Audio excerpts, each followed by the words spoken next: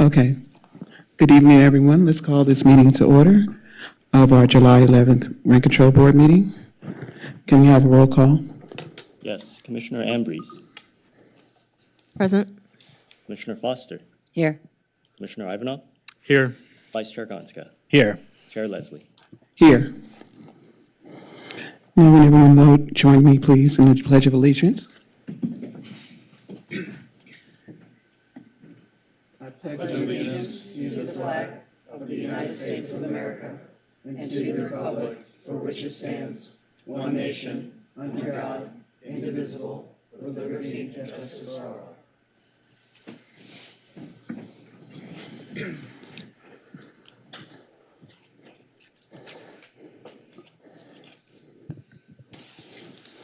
I have a motion for the approval of minutes for our last meeting from June 13th.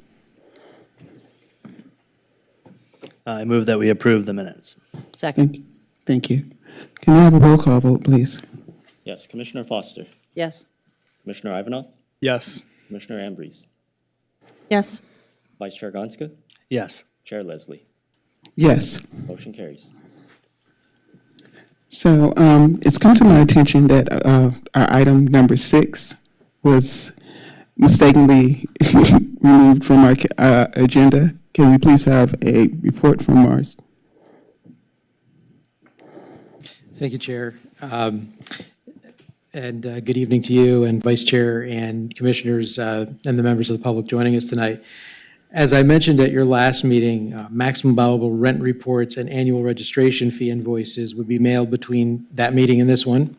All the mailings have gone out. As a reminder, to pass through 50% of the registration fee to tenants, a landlord must make a timely payment of the registration fees by August 1st, 2024. We encourage landlords to make their payments online. Information on how to make those online payments is included with the invoice, which also includes a QR code linking directly to the payment information site. Payments can be made with all major credit cards or by e-check. General municipal election will be held in the city of Santa Monica on Tuesday, November 5th, 2024, which includes 2 members of the Rent Control Board. The nomination period for these offices begins this coming Monday, July 15th, and closes on August 9th at 5 p.m. One candidate workshop will be held on July 15th at 10 a.m. at City Hall here in the council chambers, where nomination packets will be issued. Candidates unable to attend the workshop must make appointments to pick up nomination packets after the workshop. Candidates are strongly encouraged to watch the recording of the candidate workshop prior to their appointment. Available appointments for dates and times will be posted at santamonica.gov/topic-explainers/elections. Again, that's santamonica.gov/topic-explainers/elections. It's nearly a month from now, but the Santa Monica Police Department's annual community building event, National Night Out, will occur just before the board's next meeting. So I'd like to let everyone know that the Rent Control's public information staff will be tabling the event. The theme this year is past, present, and future, and with this being our 45th year serving the community, we are planning to display some historic photos and demonstrate the new technologies that will take us into the future. There will be food trucks, a time tunnel, giant robots, and more.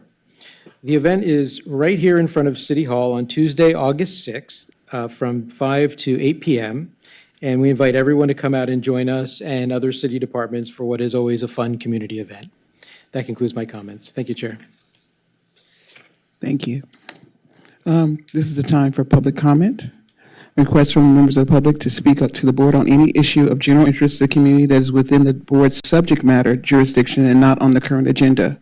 State law prohibits the board from taking any action on items not listed on the agenda. Are there any public comments?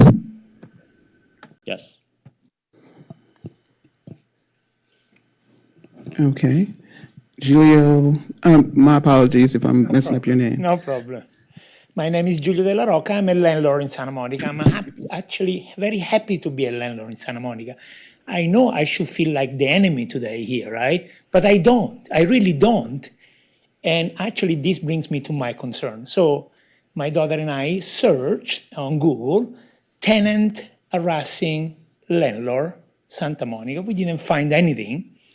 maybe I didn't know how to look for it. So I called Santa Monica, rent control, and I say, I feel I'm harassed by a tenant. Do I have any recourse? Can you guys help out? The answer was no. So my feel is that rent control is too much on the tenant side. That's why people like me have to consider Ellis. We want to be, I'm raising my family here, no? We want to be in Santa Monica. I love Santa Monica, right? But then I don't have any recourse unless calling a lawyer, spending money, months fighting, you know. I don't feel rent control is at all on my side. I don't think you guys should change the nature of your business, but maybe you can consider that because there is rent control, tenants feel entitled, and they harass us. And eventually, the only recourse is Ellis, right? Which is what you guys don't want, clearly, no? So my request for you is possibly to consider at least a little amendment in the case of an harassment from a tenant. The rent control specialist could maybe step in, propose an arbitration, maybe calm things down. I've been asking my tenant to de-escalate, and he answer cease and desist, or I'm gonna call the police on you, or you cannot step in your property. And I don't know where he gets this from. I don't know what to do. Of course, I go in my property because I'm also the landlord and the gardener, but I really don't have any recourse. I mean, what should I do? So please, find in your heart maybe to consider something in our direction. Thank you. Thank you. Do we have any other public comment? No other comments. Thank you. Okay, now we're moving on to item 10A. Can we please have a staff report? Good evening, Commissioners. The owner of 1201 Idaho Avenue has constructed 3 new units on this property and has applied for their exemption from the rent control law. The law exempts units constructed after 1979 if they're not otherwise subject to the law, primarily through the Ellis Act or a removal permit. Here, the 3 units were recently constructed. They received their first certificate of occupancy last year. Property has never been Ellis nor subject to a removal permit. Staff therefore recommends that the board approve the exemption and the proposed findings of fact and conclusions of law. Thank you. Do we have any public comment on this? Okay. Any commissioners have any, we're going to go into deliberation. Does any commissioners have any questions or comments?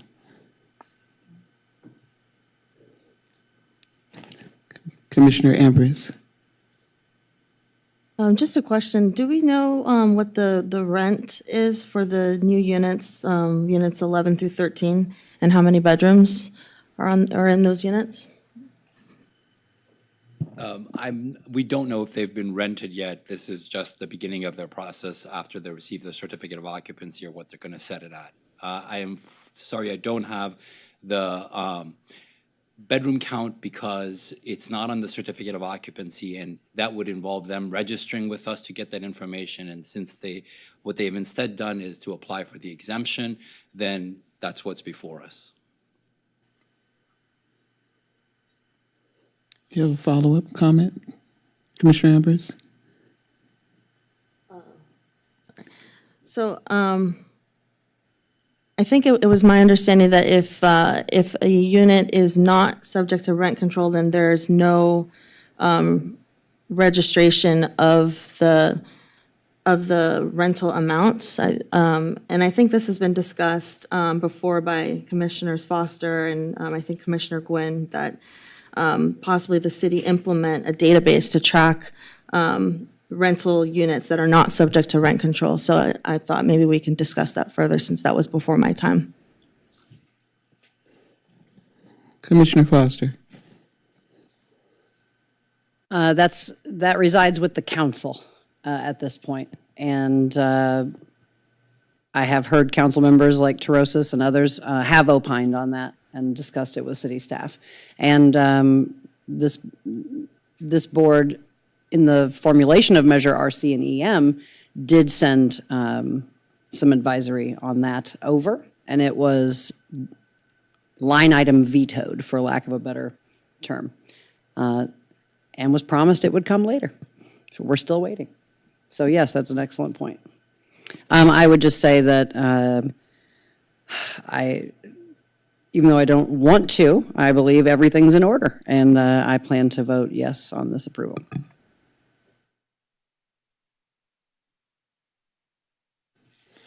Are there any other board comments?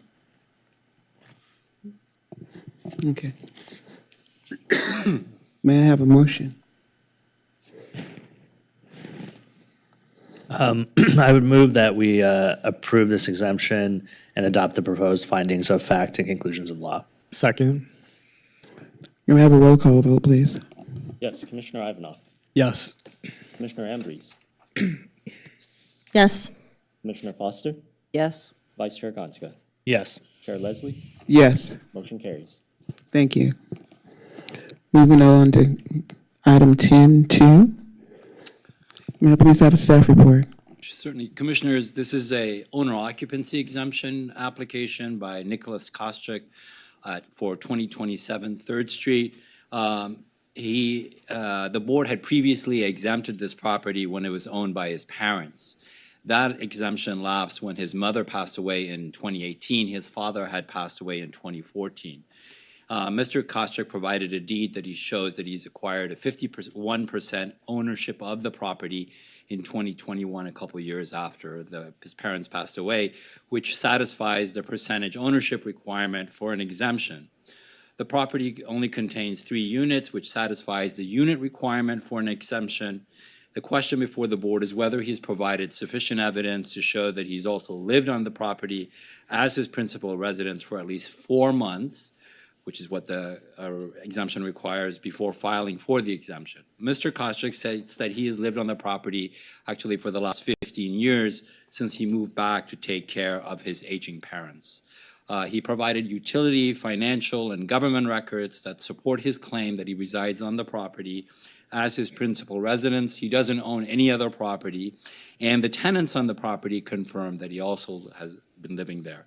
Staff therefore recommends that the board approve the exemption application and adopt the proposed findings of fact and conclusions of law. Commissioner Ivanov. All 3 requirements are met here, so I would move that we adopt the findings of fact and conclusions of law. May I have a second? Second. May I have a roll call vote, please? I'm sorry, wait, hold on one second. Commissioner Ambrose. Sorry, I do feel that all the requirements have been met. However, I do have a couple of questions regarding just generally the process here. My first question was, how are we certain that there are only 3 units? What's the process for determining that? And yeah, just generally, how has that been determined? So we are updated whenever there is permits that would add units or subtract units, so that's something that we get notified of. Also, when we send these when the ownership application doesn't include any tenants, we actually send staff out there to make sure that the person actually lives there, and obviously to take a look at the property. When there are tenants, then we send them a tenant response form. I also follow up with the tenants. I explain them their protections, the basis of the exemption application, answer any questions that they have, and also ask them just orally, does he actually live there? And if so, would you please fill out the form? Or if you think otherwise, please also fill out the form so that we can have an evidentiary hearing on anything that's in dispute. And that's what I did here too. And both of the tenants confirmed orally. And I believe one of them sent back the form. The other one hadn't sent back the form because she was traveling maybe. And so there was no issue in this case of there being either more than 3 units or that the the owner hadn't been living there, particularly since he's actually been living there for quite a long time. That's great. That sounds very thorough, like a thorough process of vetting that, like especially the site visit. Regarding the form that the Unit A and Unit B were asked to fill out, I read through that form. My concern was that the form does not advise tenants regarding their rights against retaliation or harassment from the landlord. So I'm wondering if maybe we can look further into making the wording stronger about just letting the tenants know that they are not, that there's no, how do I phrase this? If they, that they're not compelled to fill out the form the way that the landlord might want them to. We'll look into that. We can look into making a general statement about their rights, even if the units are exempt under rent control. Great, thank you. That satisfies my question, and I intend to vote yes. Commissioner Gonska. Question I have, is, again, just a general question on this topic, is if a building has an owner occupancy exemption from rent control, and subsequently, years later, whatever it is, there's permits are approved for some sort of construction on that property that would result in it being more than 3 units, is there any mechanism for that department to notify rent control? Oh, yes, absolutely, and we've tracked those, and there was a recent case like that, and as soon as the certificate of occupancy was issued, we sent a notice, if I recall correctly, of lapse on those issues. Actually, I think in that case, there was still a pending one, and I don't know if they and I keep checking to see if it's been finalized. And if once it has, on any situation like that, then we would send a notice of lapse and begin the procedure for lapsing the exemption. Okay, thank you. Any other comments, board comments? Okay. May I have a motion? There's a motion and a second on the floor. Yeah, it is. I'm sorry. I got lost a little bit. Sorry. Now can we have a roll call vote? Yes. Commissioner Ambrose. Yes. Commissioner Foster. Yes. Commissioner Ivanov. Yes. Vice Chair Gonska. Yes. Chair Leslie. Yes. Motion carries. Thank you. We're moving on to item 10B1. May we please have a staff report? Commissioners, this is an appeal of a rent decrease petition filed by tenant Saudi Sanchez of Unit D at 1033 11th Street. Ms. Sanchez filed a rent decrease petition alleging various maintenance conditions and reductions of housing services. Her MAR was 2330, and the hearing officer granted her $190 in decreases. She has appealed that decision. Again, the board reviews this matter as an appellate body, and in such cases, the board should affirm the decision if it is supported by substantial evidence and reasonably supported by the record. Ms. Sanchez argues that she should have gotten a rent decrease for mold in the garage. She states that when water intruded into her unit back in June of 2022, she stored some of her personal items in the garage, and that as a result, the garage was contaminated by mold, and she claimed that the garage has also tested positive for mold before. The hearing investigator reported that the garage did have a musty smell, but she couldn't identify the source or reason for the odor. Ms. Sanchez didn't provide any further evidence that corroborated her claim of a positive mold test for the garage. The hearing officer found that she had failed to provide sufficient evidence to establish that the garage was contaminated by mold, thereby warranting a rent decrease. Her finding is reasonably supported by the record. Ms. Sanchez also states in her appeal that the flooring in her unit is still damaged and not repaired, but the hearing officer did give her a rent decrease for that condition, and the amount of the decrease is supported by substantial evidence and is in accordance with the range set forth in the board's regulation as detailed in the staff report. Staff therefore recommends that the board affirm the decision and the findings of fact and conclusions of law of the decision. So we do have a public comment on this. Is Sandy here? Thank you. You have 5 minutes. Yes, my name is Saudi Sanchez. I just wanted to come out. This was the third time that I had to relocate out of my unit because of mold conditions. The first time that I moved out of the unit was back in 2019, moved out again in 2021. In both of those occasions, the mold was not remediated, it was simply covered up and painted over. Finally, last year in 2023, the unit had to be completely gutted because the mold had taken all over the walls, and also I sustained some health issues, which I now have an attorney representing me on those conditions. The landlord and the building management, when I relocated in September 1st, I moved everything out of my unit and the garage. I'm sorry, I'm going to have to interrupt you, Ms. Sanchez. Your appeal is limited to the damage to the floor and the garage issue. So those are the only, This is connected to the garage condition. So if you would let me finish, then we can see the connection. okay, just so the board is aware, the only issues that you're deciding are the garage and the damaged floor. Is this is not new evidence, is it? This is not new evidence. What's Okay. happened, so let me know when I can continue. I'm sorry, go on, give her a little extra time because she was interrupted. Okay, I'm going to actually set myself a timer so I know where I'm at. So if we could just wait for a second. I have a timer up here. Yeah, but I want to be able to see It's a myself. display on the screen. Look right up by the mic. Excuse me, Ms. Sanchez, right there, next to the mic. Okay, great, thank you. Okay? So I continue to pay rent on the garage from September 1st through today. I still have no use of the garage. Farmers Insurance, which is insurance for the landlord, has conducted an inventory.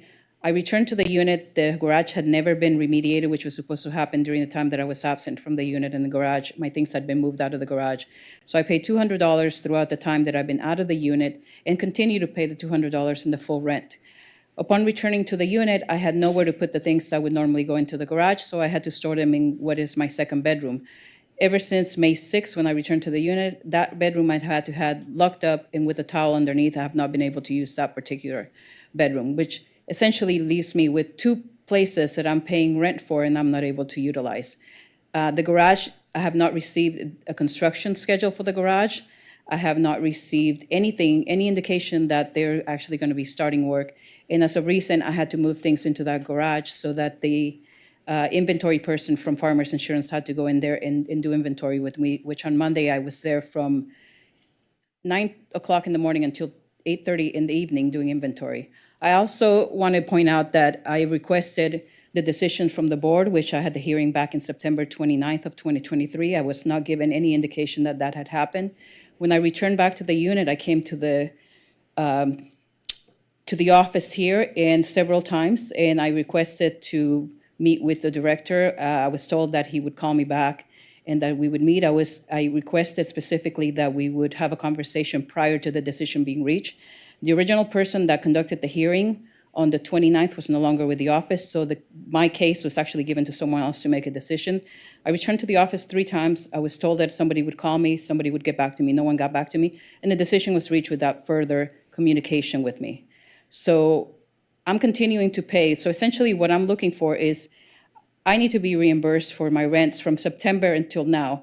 And the rest of that, backtracking behind that, that would be, something that we'll address with my attorney and Farmers Insurance. But as of right now, I've continued to pay rent on that garage that I have not been able to use.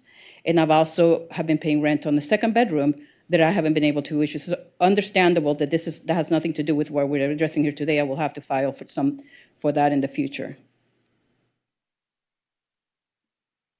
And I'm happy to answer any questions. I also want to point out that the report that was given to me by Mike Froelich, who manages the building, was not an actual report. It was actually microbial lab notations, and he has never provided the report, but the unit was tested, and I have copious emails of him asking me to move my things out so that they could do remediation while I was gone out of the unit back in 2023. Never took place. The garage remains as is, and I continue to pay rent on it. I also have damages of my personal property, and I have over 300 items that had been cataloged because they were in store for 7 months plus, covered in mold.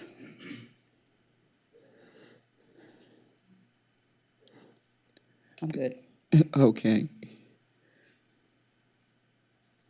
Any comments? Commissioner Ambrose? Okay. All right. Thank you. Commissioner Ambrose? Your mic's not on. Just to clarify, the garage was never tested. There's no report of the garage testing positive for mold. Is that correct?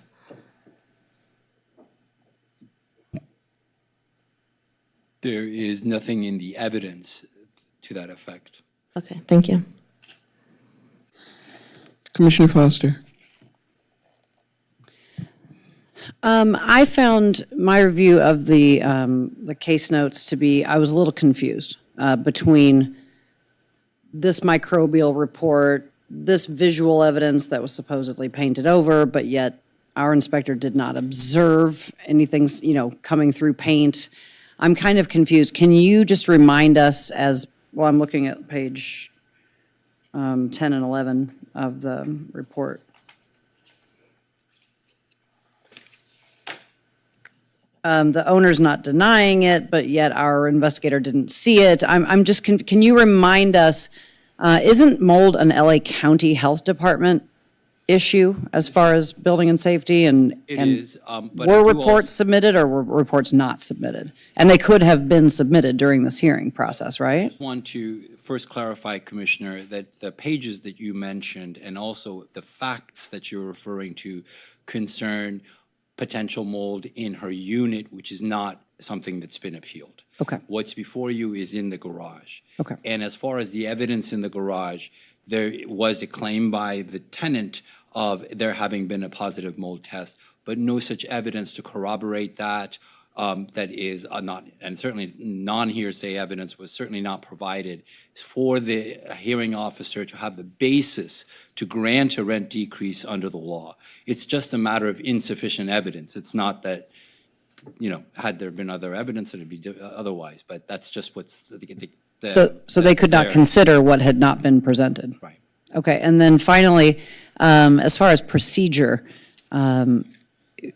if a hearing officer was indeed switched midstream, which happens, is staff satisfied that appropriate Yes. procedures were followed? Yes, the hearings manager actually took over for. Fancy. All right, that answers my questions, thank you. Commissioner Gonska?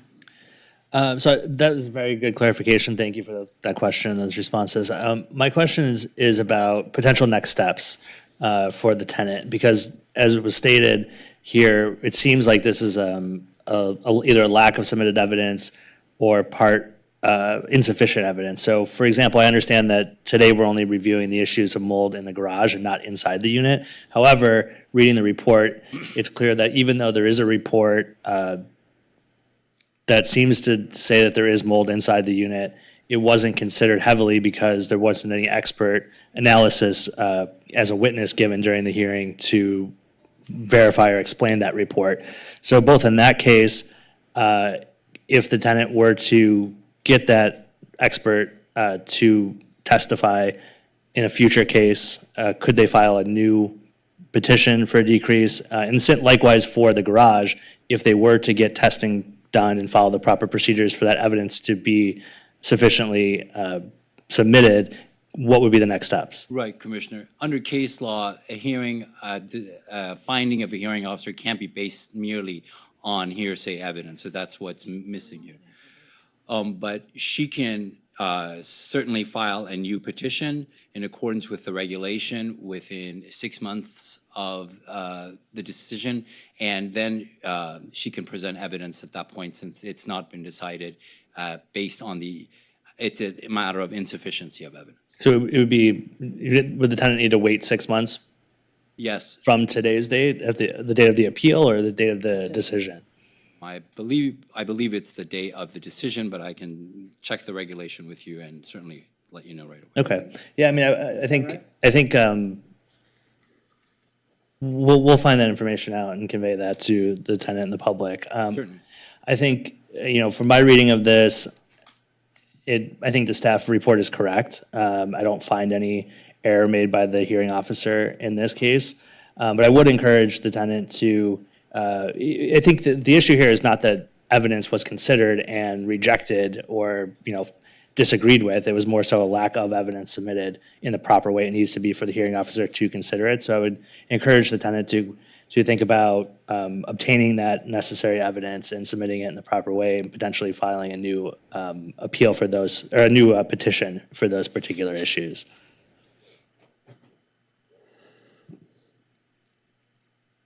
Commissioner Foster. Thank you. And let's be clear, these issues are complex, they're confusing.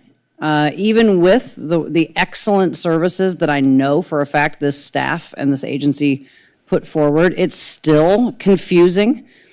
But a lot of what I'm hearing also sounds like there's a potential for a private right of action. Every time we contract for a basket of goods, as the 5 renters up here can attest, there's a list of amenities, there's a list of, there are things you and your landlord agree upon verbally, in writing. It varies for all of us. And following up on those and getting someone to follow through on their side of any bargain is tough. And sometimes feels unfair. But sometimes we have to just keep exhausting the options that are available to us. And it sounds like that might be the situation here. And I hope they are able to reach a resolution. Thank you. So I'm just going to quickly chime in unless any other commissioners have any comments. I do realize that this is very complicated and it's not easy as a renter to know exactly what to do and when to do it. And you're frustrated and your emotions are high. However, if you just call the rent control board and just ask for a little assistance, I know you called, as far as which steps should you take next as far as mold. And I know it can be frustrating. I understand. So I have retained an attorney. Ma'am, we can't, you can't. I'm sure that some staff will be willing to help you to know what your next step should be. But we thank you for everything that you've put forth on your own behalf. And I thank the staff for everything that they've done. But you also have some other legal remedies to take advantage of. Okay? Just have one more comment. Sure. Commissioner Gronska. I think also an option, thank you for being here today. And I think there's staff here today that I'm sure would be willing to talk with you about potential next steps, because I can understand you've made phone calls and been promised return calls. Whether that's happened or not, I can't speak to. But regardless, there's staff here tonight who I know for a fact would be willing to speak to any member of the public or of this particular appeal. Did we happen to find the results yet determine when the 6-month period starts? Yeah. Can we waive It's it? within 6 months of the final board decision, which will be tonight. Okay. So before just to keep the record clean, before any more comments about next steps, my preference would be to have a motion and then a vote, and then you can talk about, you can help Ms. Sanchez. Okay. Question, please. Yeah. We've waived waiting periods in the past. Is there an option for reducing or waiving waiting periods at our discretion, or is that not at our discretion? You can do that. Would that be done before a motion or after? It would be part of the motion.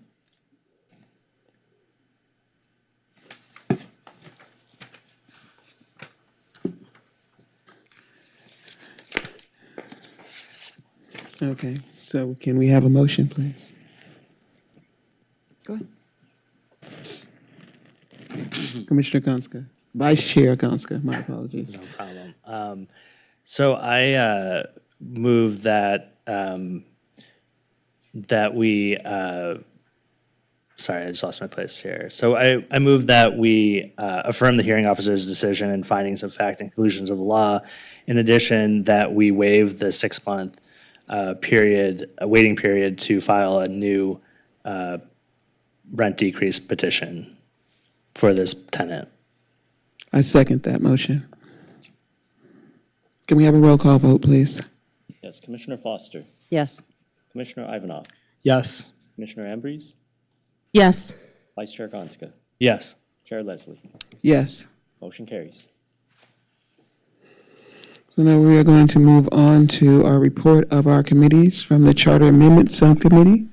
Who would like to start? Go ahead. The subcommittee has met and looked into this issue and determined that it will not be making any charter change recommendations at this time. Thank you. I concur. Okay. Any other comments, board comments? Vice Chair Gonska? So does that, I guess what's the current status then of the subcommittee? Will it continue or does it dissolve? Okay, thanks. Commissioner Ambrose?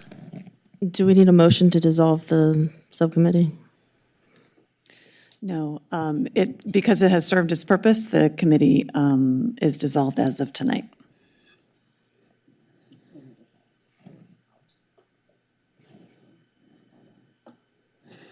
Okay. So now we're going to move on to board discussion item number 14. Commissioner Ambrose, I'm going to let you start. This is your first full board meeting. Let's go. Should I read the item first? You can. Okay. The Chair and Commissioner Ambrose would like to initiate a discussion concerning placing an item on the agenda at the earliest possible meeting for a report from staff, followed by commissioner feedback on the agency's implementation of the city's recently adopted administrative instruction number 4-430 regarding language access and standards for providing translation services for languages other than English. Thank you. Okay. So, as many of you know, since I've joined this board, I've been constantly advocating for people for other languages other than English to be inclusive and to be more diverse for the community members that feel disenfranchised. So I'd like to also see how those languages are translated and what more can we do to make sure that they're translated correctly. Commissioner Ambrose. Sure. So, I met with Jonathan Holub, and I learned that this staff has been doing a lot for making sure that things at least are bilingual in the Spanish language. I went and saw that a lot of the forms are already accessible in English and Spanish. So I would just like to see at a future date a report back so that we can know what has been done, what can be done further. In particular, I think just my idea is the website, I think, can be a little more accessible in other languages, especially Spanish. That's just one area I think could be more accessible. But I think that this is a priority for all of us up here. I think we all, in different ways, have been advocating for this issue. So I thought by placing this item on the agenda, we can talk about this publicly, and we can all sort of discuss on how this is important to us, and come up with our ideas for how we'd like to see change. So I understand that it is in Spanish. However, we do not have Amharic on those languages. So I want to make sure that we push that as well. Commissioner Foster. Thank you. So thank you both for bringing this forward. I think as a longstanding member of this agency, I can remember many times when we have reacted when translations were needed in whatever language it might be. I have seen requests for staff or volunteers to assist tenants or landlords or members of the public in other languages, and that's great. I'm looking forward to the report as well, because it would be nice to know what the procedure is. for deciding what languages. I'd be curious, parts of other organizations I've been a part of and other discussions like this I've heard have sometimes taken into account what is the percentage of a population who utilize our services, much like the heat map we were already starting to create as part of our annual report. What I'd like to see, kind of a report of what languages have been requested, say, in the last 4 years, 8 years, maybe like some standard period of time to kind of give us a snapshot of some of the languages that we've specifically encountered requests from in comparison to the city's data, wherever available, of the demography of our city. So it'd be kind of interesting to see, of the languages that are known in Santa Monica, how many of those languages have contacted the rent board? And maybe we can then think about why or why not. Have they contacted us or not contacted us? I know in a bag right next to Dan Costello's chair are 300-some copies of AB 1620 and its dissemination by this city as it applies to our tenants and landlords, to be distributed by a community partner, Meals on Wheels, because they do happen to serve a huge population of homebound and disadvantaged, in some cases, seniors, handicapped, formerly homeless, formerly homeless veterans, and among them are quite a few Spanish speakers and some other languages. But when I made the request of the community organization, which languages do you want it in? Spanish was the only other language they wanted it in. So we have a majority in English and some in Spanish to distribute to that community organization. But yes, to your point, we need to be inclusive, we need to be diverse and meet those needs where they are in our community. And I look forward to finding out more about what is needed. Thank you. I'd also like to add that Meals on Wheels also serves terminally ill patients, because I do come by Meals on Wheels quite often to drop off PPE for those clients to make sure that they stay safe and have COVID vaccines and testing supplies. Are there any other comments? I'll just add, Chair, that as the item discusses, there's a very comprehensive new administrative instruction from the city that we intended on implementing, and we're in the process of implementing. So we will come back, of course, with an item as soon as possible and explain what we've done to come in compliance with that AI and get your feedback. So thank you. Thank you. Okay, so you have another comment? Go ahead.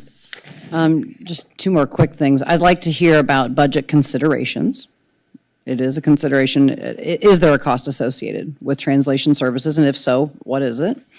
And has the city contemplated using AI or software to accommodate a specific language translation rather than spending the upfront funds to translate into multiple languages? An entire website would be very difficult and costly. But, I think we need to know what those costs potentially are to weigh the efficacy of such choices. Thank you. Am I mistaken? Did you already mention that it was AI that we were going to utilize, or? It gets confusing because it's a different AI than what Okay. Commissioners refer. These are called administrative instructions. So it's an Okay, AI. because you said AI, I'm like, wait a minute, Yeah. didn't you just say AI? Yeah. Okay, I'm like, You'll have to come up with something else now. yeah, exactly, because when you say AI, we're automatically thinking the other one, not, yeah. Okay. So may I have a motion to adjourn? So moved. Okay. In my fashion, as I usually do, I adjourned this meeting in National Minority Mental Health Awareness Month, something that is not necessarily brought to the forefront too often, and something that is kind of taboo in the minority community. Our next meeting will be on August 8th at 7 p.m. here at City Hall. Have a good night. Thank you.